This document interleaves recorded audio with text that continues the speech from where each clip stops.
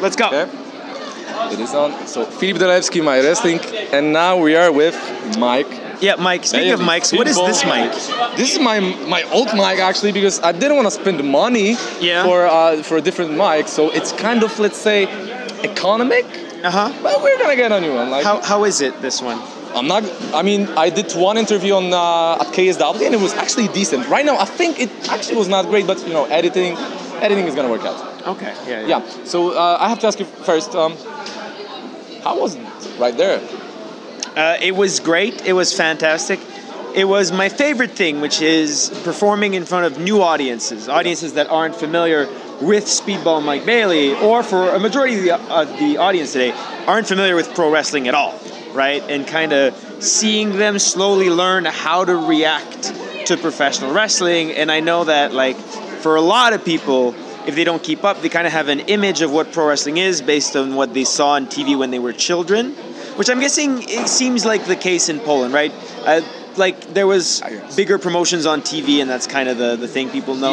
Like, if you tell people in Poland, I'm a wrestler, they'll go, oh, like Hulk Hogan. They say body WWE. slam. Yeah, I mean, they say either WWE or WCW. Right, Most of the people that, like, you know, we see, for instance, here or at KSW or any MMA event, like, they say, oh, I watched WCW in the 90s, or WWE in the 2000s. So. And clearly what I do is very different from what you saw then, just in terms of, like, you know, what you're getting there is, sure, it's filmed and it's very well produced, but it's also a live experience, which is very different from what you saw on TV, which is not, like, has nothing to do with the audience for the most part. Especially in the 90s, it was purely a TV show. Yeah.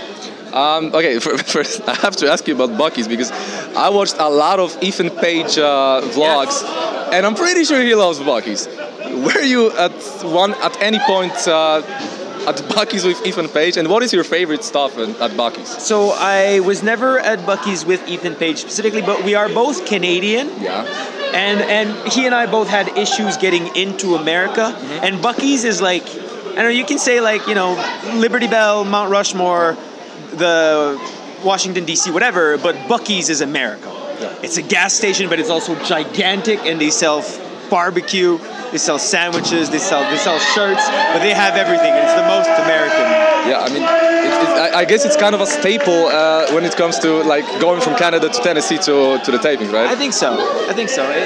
They're down south a lot, and you can't miss them. And if you're a pro wrestler, you probably drive a lot, and you will encounter and have a very good time at a Bucky's. Yeah, because I'm gonna ask you, do you still live in Canada, or are you in America right now? No, I live in Pennsylvania. Okay.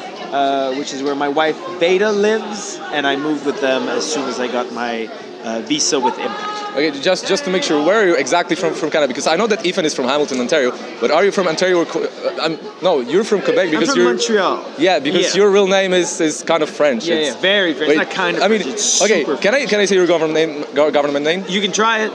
Emile? Yes. Yeah, I mean, I only remember Emile because I checked that. Emile is easy, but yeah. Yeah, I mean, I learned French, but I failed the exam 5 times, but I'm trying. So you're Polish, yeah, right? I'm Polish, yeah. And you speak English? Yeah, I speak English fluently, and French, like, kind of. Okay, I cannot pass a B1 exam, but I guess I speak okay, I can communicate in French, right? I guess. Okay. Yeah. German, no. I mean, I used to learn German, but it was never like it was never my demeanor. Like, I didn't really like it. It was, like, kind of forced upon us in school. So, I feel like people in Europe all speak like 3, 4, 5 languages. You go to Denmark and everyone speaks like 6 languages. In Quebec, everyone is bilingual. Yeah. Right? Most people speak French or English. In fact, I think that most people, like, this is why I recommend that you don't learn French unless you need it specifically, because a lot of the people that you'll encounter who speak French also speak English. Yeah. Unless you're going to go in really, really small towns in Quebec or France. And, like, that's kind of it.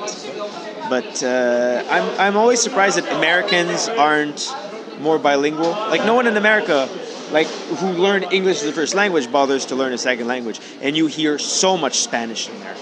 Oh yeah. Okay, so I'm pretty sure I've heard Kevin Owens say that, or Kevin Steen, depends on the time.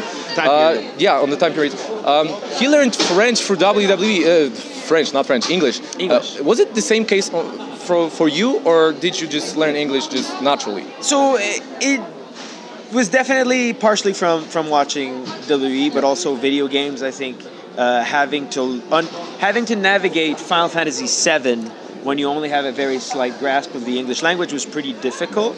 But WWE is definitely a big part of it, and that's when I definitely had the thing that's a purely Kevin Owens thing where he thought slobber knocker was a normal word. Yeah, I remember that one. And there's a lot of that. There's a lot of stuff that just seeps in your lingo through professional wrestling that you shouldn't say in school, but you don't know that until you get kicked out of class. I mean, what is your favorite game aside from Final Fantasy, I guess? So all the Final Fantasies are the one I've played the most.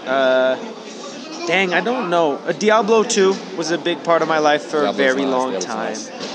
I have right now the only console I have for games is a Nintendo Switch, and I only play on airplanes, and I've been playing the hell out of Hades.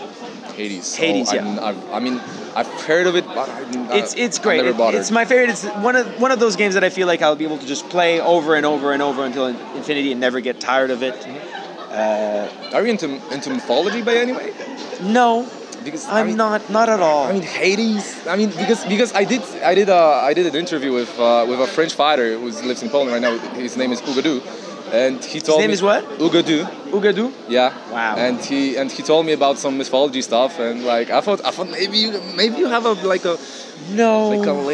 Not interested in mythology. But you were interested in Hades. Okay, I'm gonna. Well, no, I'm not interested in like Hades the concept. Yeah. I'm interested in Hades the video game. Yeah. But honestly, like it could be like as long as the same. I like the gameplay. If the gameplay was about any other concept, I'd enjoy the game just as much. I think. Yeah. Do you bother about any like FPS games? Like let's say I'm not gonna say Fortnite or something. Not an FPS guy. Not a first person. Barely an action game guy. But did you? The less action, the more I like a game. Did you play any, like, okay, was it that you played some game and you just didn't like it, or just decided, nah, I don't like it and I'm not gonna play it? I played a lot. I played all of them. Well, not all of them, but I played a lot and I like enjoy them, but I can never get like, I'll enjoy the single player first person shooters more, and then I'll kind of fall off. Yeah, a little bit. I got into playing, I think, Unreal Tournament 2004, maybe, online. And was like pretty good at that, but I could never, I don't have the patience and the like fine motor skills to compete with some of the people that are just like sniping left and right. Yeah, okay. Too much. Let's just go back on track with wrestling, because you were when it was announced that you got signed to Impact Wrestling in 2021. I believe. I mean, okay, I'm gonna speak probably for over 50% of the wrestling community. A lot of people didn't know you. Yeah. And I think that... Yes, that's my whole point. Yeah. I was just saying this in the other interview. Like, I always wrestle as if... Like, even on shows where, like, GCW is the best example, I think, because I'm on their shows. I've been on their shows very consistently for the last 2 years. And I think that every GCW show I do, at least 50% of the audience doesn't know me. Most likely because it's like, how many people just bring friends to a wrestling show? Hey, I'm a wrestling fan. I'm going to go to this show. Do you want to come? They're in town. Sure, I don't know anyone, right? And, like, this is advice to pro wrestlers. The people that have seen you before most likely already have an opinion. The people that don't know you don't have an opinion, so you should make sure, above the others, that they should enjoy it, that they should come out with a positive experience and hopefully become recurring customers of whatever promotion you're working for, and you as a brand, as a wrestler. Yeah, what I was coming at is that I think I'm also speaking for a lot of people that you proved yourself why you got signed in the first place, and I just want to say congratulations for all the things that you accomplished, and also it brings me to another question, because since 2021 you accomplished a lot of stuff. Like you won Battle of Los Angeles. You got to the semis and Best of Super Juniors. You won the X Division title. Which one of those, or maybe even something else? What was the thing that you're most proud of when it comes to your accomplishments? I'm a big proponent of your last match is the most important, right? The most recent thing, and what I'm proud of is the totality of these things. It's the consistency, like that. In America and then out of America for 5 years, and now back in, I've been able to perform at the top level, and that whatever situation I was put in, I rose to the top. And I did that when I was banned from the US and Japan, in Europe, and now I came to TNA, and I'm doing the same thing there, and have been doing the same thing on the independents. And I mean, things move so fast, man. Like my match with Will Ospreay, that was like, TNA match of the Impact match of the year. Now I'm gonna go to get to that. 5.25 stars, absolutely fantastic, awesome. But like, people move past that stuff so fast. So my job is to keep up with it, is to keep the hits coming. I can't rely on any accomplishment or any event for too long. You know what I mean? I can look back and be proud, but I gotta keep the hits coming. Yeah, you mentioned the stars. What do you think of all that talk between, okay, Dave Meltzer's opinion about stars doesn't matter because he sometimes, of course, we're people, we make mistakes and all of that. But what do you think about all the star talk? I mean, I think it's cool that people care enough about professional wrestling to like dedicate so much time to it. I think I was happy to receive 5.25 stars because it's going to get more eyes on the match. And like, it's not a perfect system, but I think, you know, it's fairly accurate. It's fairly representative. Like being a critic, right? The people kind of post reviews of matches and it's like you wrote a thing because you wanted to write a thing and you barely like, you give your own opinion of the match, but your opinion is not representative. The goal is like, recommendations. It's to lead people a certain ways, to give people, hey, you should watch this match because it has this, right? But it's not like, I hated this match even though everyone loved it, so you shouldn't watch it. Like, there's a lot of people that like kind of treat their criticism this way, and that doesn't work. But I think, you know, all of the higher profile ones are fairly accurate and have a fairly good track record in terms of recommending good things. That being said, it's far from perfect, and it's just people talking, and all art is subjective to a degree. Which I don't like. I know I think there's an objective value to professional wrestling, but I think art as a whole is subjective, which is a whole other discussion.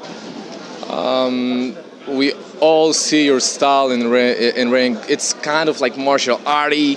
You also trained taekwondo, right? Yeah. Or karate? Taekwondo. Okay. Yeah, you trained the taekwondo. Was taekwondo like a big part of choosing? Okay, this is gonna be my character. This is what I'm gonna do. This is what I'm gonna look like. Like you wrestle barefoot. Pretty much. I mean, you have tapes, right? But like, you do it barefoot. Like, was taekwondo the reason why you choose, like, let's say, that character? So no, but like, there's not even a character, and there wasn't even a decision process. It was just like natural. Me getting in the ring and seeing what do I do best, what makes me stand out, right? What, how do I feel good? And I felt better wrestling in bare feet than in boots, so I was like, yeah, I'm going with that. And like, there is. Like, I think pro wrestling in 2024 is an immersive experience, right? You can't be a haunted crypt keeper because you can only really be a haunted crypt keeper for 15 minutes a week on TV. And that worked fine in the 90s, but now, as a pro wrestler, you need to be, you know, who I am in the ring, but also who I am on social media and who I am in interviews, right? And in order to keep that as one neat package and for you to learn to know me as a person and also see me in the ring, I kind of have to keep it all together. I prefer it that way. Some people love to have gimmicks, but it's a huge like commitment in 2024, right? To have a gimmick that you portray and live as for one aspect of your life. The choice I made is to just be myself all the time. Yep. Okay, you mentioned the Will Ospreay match, but it's not the first time that you won the Impact match of the year.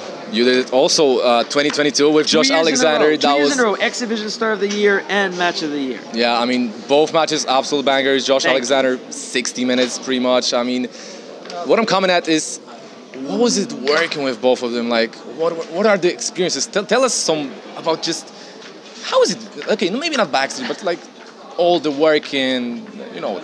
It's easy. It's so easy. Like, physically it's difficult, but it is the easiest thing in the world to have a good match with Will Ospreay or Josh Alexander because they're good, and that's kind of how wrestling works. The better you are at it, the easier you're able to make it for other people. And like, it's not even, like Josh Alexander and Will Ospreay are at a level where they make you better. You know what I mean? And I think I'm at a level where I make my opponents better. So it's just, I don't know how else to say it. It's just, it's easy. It feels unnatural. At some points, it feels like you're cheating, and that pro wrestling should be way more effort to do such crazy things. But yeah. Yeah. He was saying some bullshit. Just ignore him. He's drunk. What was he saying? He was saying fuck snitches. He was saying. Yeah, I mean, he was telling me to say to you fuck snitches. Why snitches specifically? I don't know. He just said that. I mean, there's a saying in Polish. So wait, it's like have a good coffee. Fuck snitches. Well, or something like in America that. we say jebać kapusi. I mean, smacznej kawusi jebać kapusi. It's like that.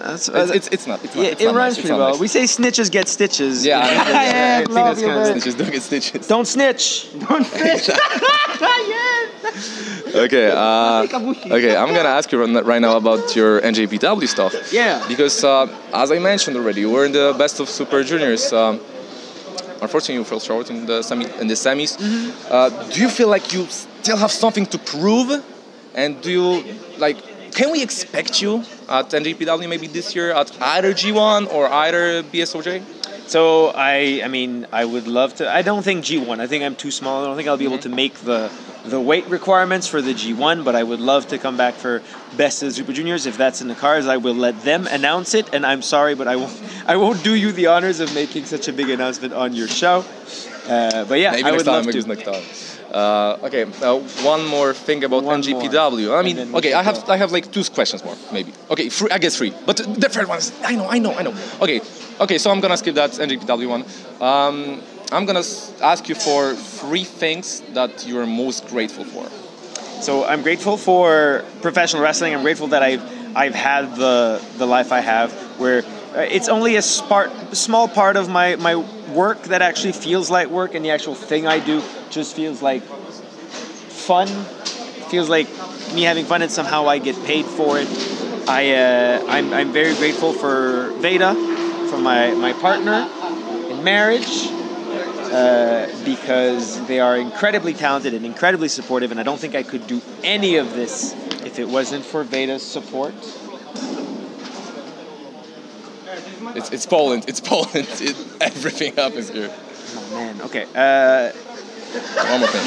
I'm grateful for the support that I get from people like you who choose to do interviews with me. For everyone who chose to buy a ticket, for everyone that buy a shirt, for everyone that actively chooses to support Speedball Mike Bailey and share the good word, because everyone in professional wrestling, everyone on the show today worked super hard, and I'm grateful that there's people that are willing to share that. And last thing, what can we expect from Mike Bailey in 2024? More, bigger and better, even more than 2023, which was unbelievable. And are you gonna come for Moose? I would love to, yeah. But so my plan has always been I want all the titles, right? I think me and Trent Seven, Speedball Mountain had a good deal. So I'd love to be Impact Champion, X Division Champion, and World Champion all at the same time. That's what I'm going to keep going for. Like that cutscene in WWE 12 where, I think it was Sheamus that had like 7 titles or something. I have no idea what you're talking about, but yes. You're going to find it out. Okay, thank you so much. Have a nice day. Thank you. Again, everyone in Poland shakes hands. Yeah, I know. I mean, I wanted to do it American way. Oh, yeah? Okay. Yeah, American way. Nice. Yeah, thank you so much.